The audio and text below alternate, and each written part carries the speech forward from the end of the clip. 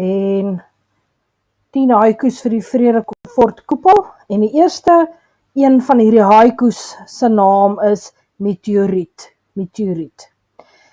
Dit sê, deur die donker klief 'n klipvuis en klap lewe uit die aarde uit. Jy kan sien daar's 2 D's vir alliterasie. En in Engels is dit, through the dark, a rock splits and slaps life from the earth. So it's not going to be 17 syllables with a translation in English. It's just to make clear what it is. So hierdie klipvuis is 'n metafoor vir die meteoriet, né? 'n fist, a rock fist. And it's also, this klipvuis en klap lewe uit die aarde uit, is also personificasie, because this meteorite cannot slap the life out of the earth. Okay, so as this meteorite traveled through the sky, it was burning and it split at some stage, and it hit the earth as hard as a fist would hit rock. And then we know that all life disappeared from earth. Klap is ook 'n onomatopee of klanknabootsing. En ek het vir jou gesê, die personifikasie is die klipvuis en die klap. Want 'n klip kan nie 'n vuis maak nie. It can't make a fist and it can't slap you. Okay. So dit is die eerste haiku. Die tweede haiku gaan oor water. Ek wil hom eers net so maak. Water. Jy maak so silwer sonder droë woorde sin, wat my skoon verstom. You like silver, and you make sense without words, and it astonishes me, and that astonishes me. Okay, so silver is die kleur van die water, the color of the water, en die woord droë is in direkte kontras of antithese of teenstelling met water, want droë is dry. So, you make sense without words. To the extent that I'm astonished, the water is the first element that can, in this poem, that's going to bring back life.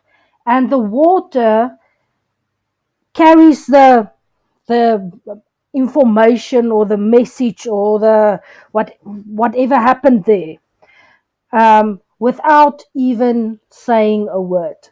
So after this meteorite hit the earth, lakes and dams or started there in that area, and that was the first step towards life again. Okay.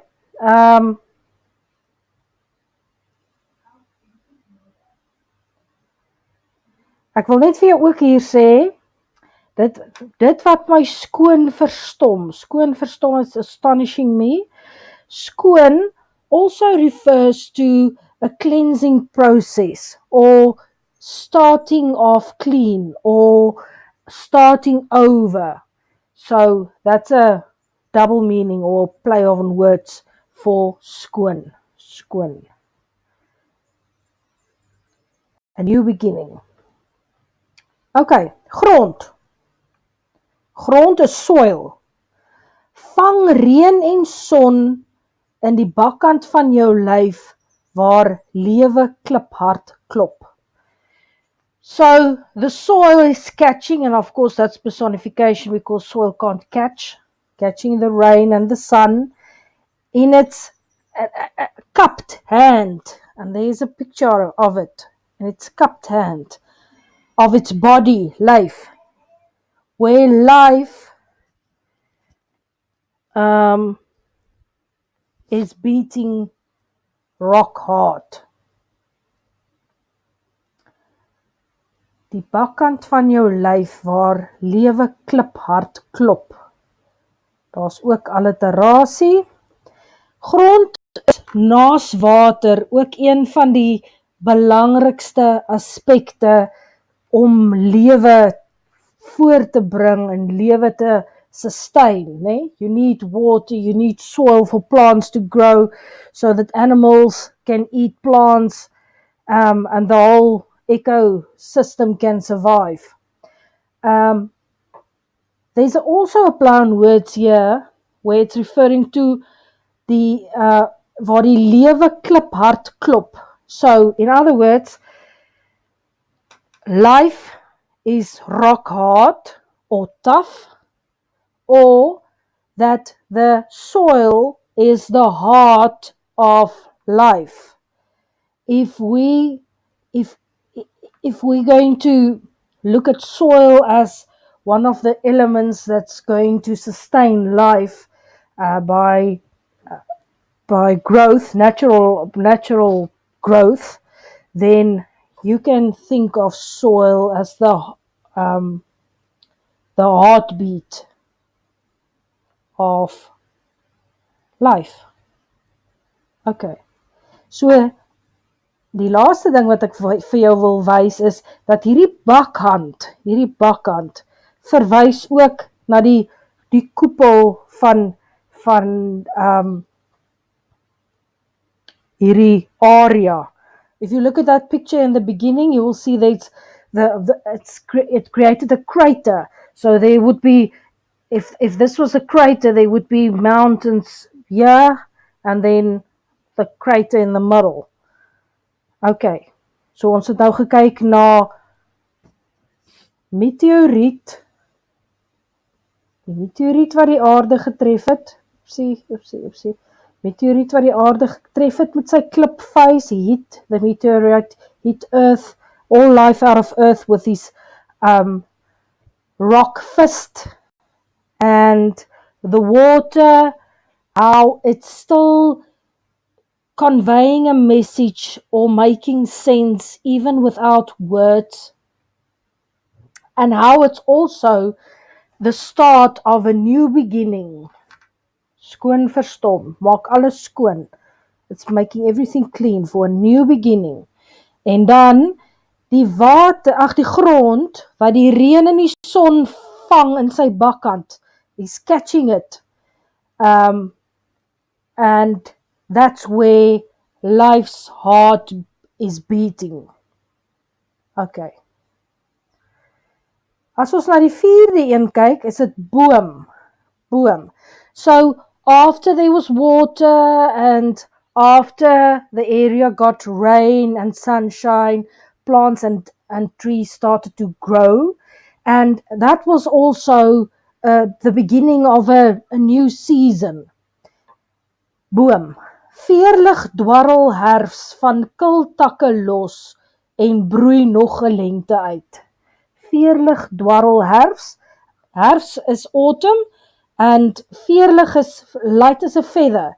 So, autumn, or the autumn leaves, are falling light as feathers from the cold branches, and hatch another spring was hatched.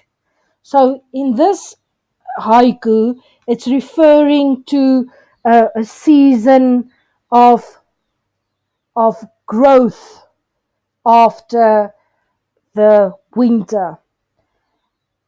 Lente is spring, and spring is also the mating season, né? So dis die begin van nuwe lewe. En die metafoor hierso is die veerlig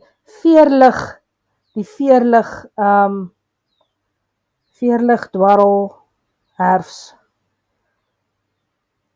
Die veerlig blare. Okay. Mens, toe staan stof uit stof en oorheers die aarde op grond van sy bestaan.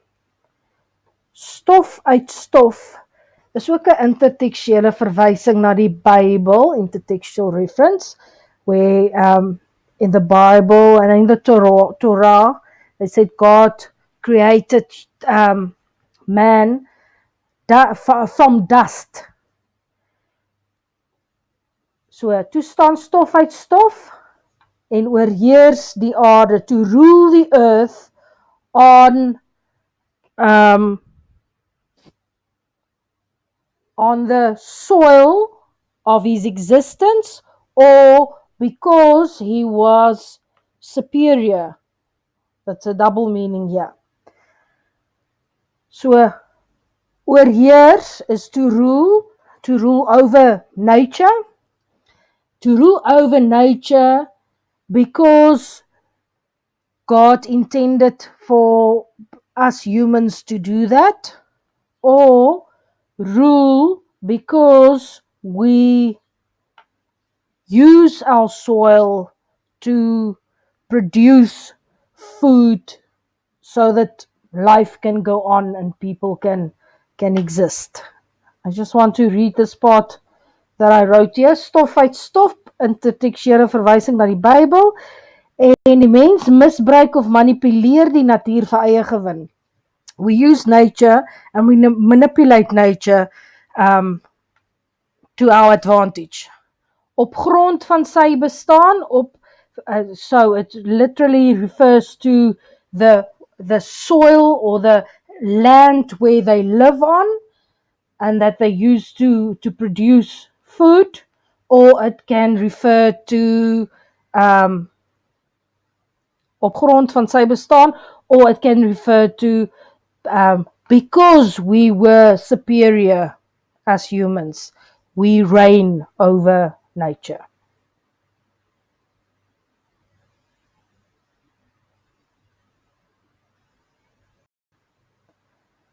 Wind. 'n Asem jaag oor die yslike wind. 'n Asem jaag oor yslike nagte en vee ons winternis weg. 'n Asem jaag, asem hierso is 'n metafoor vir die wind. Maar 'n asem kan ook na 'n mens verwys, want in die vorige haiku, the previous haiku, they refer to humans. So it can also represent humans. En jaag is to chase. So if awesome is the metaphor for wind, then jaag will be personification, because wind can't chase. Oor yslike nagte, yslike also a double meaning. The one word of yslike is something that is huge, very big. Or it can be something that's very cold. So ons kan sê, "Jessie, jy eet 'n yslike stuk koek, a huge piece of cake." Of ons kan sê dit was 'n yslike nag gewees, which means it was very cold. So, two meanings of that word. 'n Asem jaag oor yslike nagte en vee ons winternis weg. Vee is also personification, because the wind can't sweep our winternis weg. Sweep away the season of winter. It might refer to the ice age, or it's sweeping the hard times or the tough times. Winternis can refer to a tough time.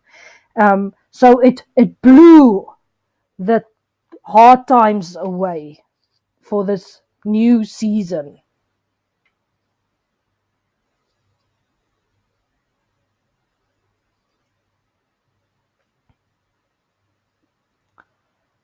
Wêrelderfenis, World Heritage. En ons koepel skeur al langs perforasies van mensdom middeldeur. Die koepel, this dome, torn everywhere where people were involved. It created like bad or weak areas, um, and that's where it torn. And you will see here, mensdom is also written in a way to indicate the double meaning. The one mensdom is your humanity, and the other one mensdom is stupid people. Mense wat nie verstand het nie. So the things that we did in this area, and not only that area, the things that we do in nature is creating or it's starting a certain events. If we think of global warming, if we think of well, now we're going through a time with the coronavirus, even that. So everything, it's almost everything that we touch turn into garbage. Or yeah, so although we were superior and crowned to rule over nature, we are actually destroying it with the choices that we make. So that's why this area was declared a World Heritage Site, so that we can preserve that for future generations. Okay, die volgende een, besoedeling, pollution. Nou moet dier en duif hees van die rook en roet vir buil en treksaag boet. Hulle, dis snaaks hierso dat hy praat van dier en duif. Dier, animal, and duif is a dove. So now the animal and the dove is hoarse or sick, né? Because of the smoke and the black dust. So dier here refers to nature, and dove here, a dove is also the symbol of peace. So in this stanza, in this besoedeling stanza, it's referring to all the things that we do to nature so that we can create jobs and make produce things. The bail any treksaag, we destroy forests, we disturb ecosystems so that we can be advantaged. And because of that, the nature is hoarse or ill, but also world peace, because we are fighting for natural resources. Different countries are fighting, and even on a bigger scale, macro scale, but locally also, people are fighting to get a hold of these natural resources. So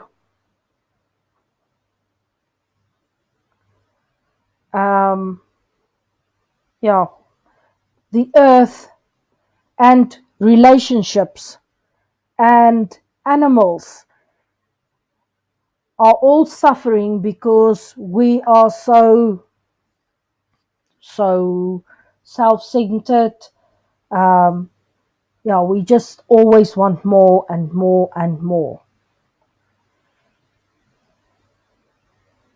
I just quickly want to go back here.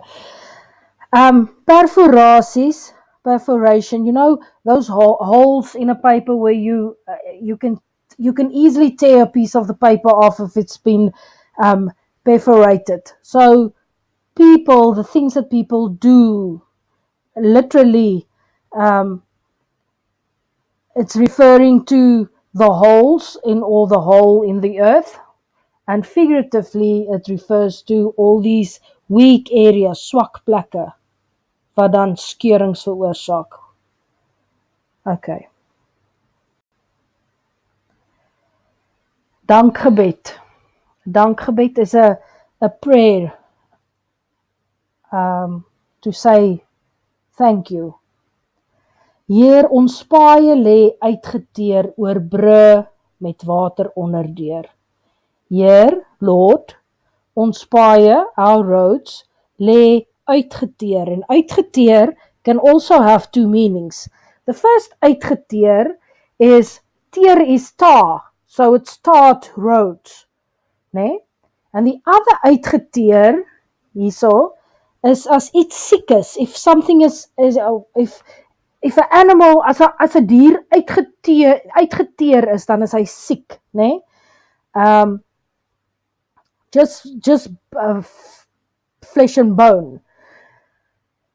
Hier ons paai uitgeteer. In other words, Lord, you already tarred our roads, or you already chose our fate. Oorbrug met water deur, and that's another double meaning, over bridges with water underneath. And it's referring to two idioms or two sayings in Afrikaans that we have. The one saying is that 'n brug met water onderdeur verwys na gedane sake, something that's done, water under the bridge. Of ons sê, if there's a problem, we say, build a bridge and get over it, né? Bou 'n brug om iets te oorkom. Okay, so there's a lot of double meanings in this haiku here. Just to sum up again, it's referring to how God already decided our fate. Ons paaie lê uitgeteer, en daai uitgeteer can also be not a good fate, where we end up being sick or we destroy earth. Oorbrug met water deur, brug met water deur, things that are done, it's done, what we've done on earth started a chain of events, and there's no going back. Or it can also refer how we need to overcome these problems that we already created. Okay. En dan die laaste haiku, nommer 10. Sy naam is Tien. En 10 is 'n vol getal. It's a full circle. You will see that this poem is making a full circle. Vuis van swaal, it's referring back to the fist, like in the first stanza, so it's completing the circle. Vuis van swaal en vuur. But now here you can see it's not a fist, it's a fist of rock anymore. It's a fist of fire and sulfur. So you can see there is progression. Although it's completing the cycle, there is progression. Vuis van swaal en vuur, gaan diskant ons groot ekskuus weer kom asemhaal. Diskant is next to, en ons groot ekskuus can be two things. So if we in Christianity refer to God, we would write his name in capital letters.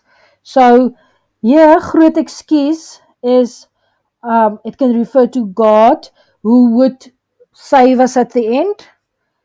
Or groot ekskuus, if you go more into the literal meaning of it, then it's the big excuse that we keep on using as humans. We say, but we need energy, we need work, we need land, we need more money, we need more food. We are just never happy with what we have. We need more and more and more, to the extent that nature and the earth is suffering, and it might be the beginning of a big disaster again. And here they say, gaan diskant ons groot ekskuus weer kom asemhaal. In other words, what already happened here when the meteorite hit the earth and there was no life and a new season started, it's going to happen again. One day, everything will be back to square one, and the whole process will start again. So, 10 sê ek daar vir jou ook, is, dit wys dat die siklus voltooi is, nommer 10, Ons neem nie verantwoordelikheid vir die skade wat ons aan die aarde rig nie. We don't take responsibility for what we do to earth. And that's why we keep on destroying the earth and life. But it's a never-ending cycle. It's a never-ending cycle.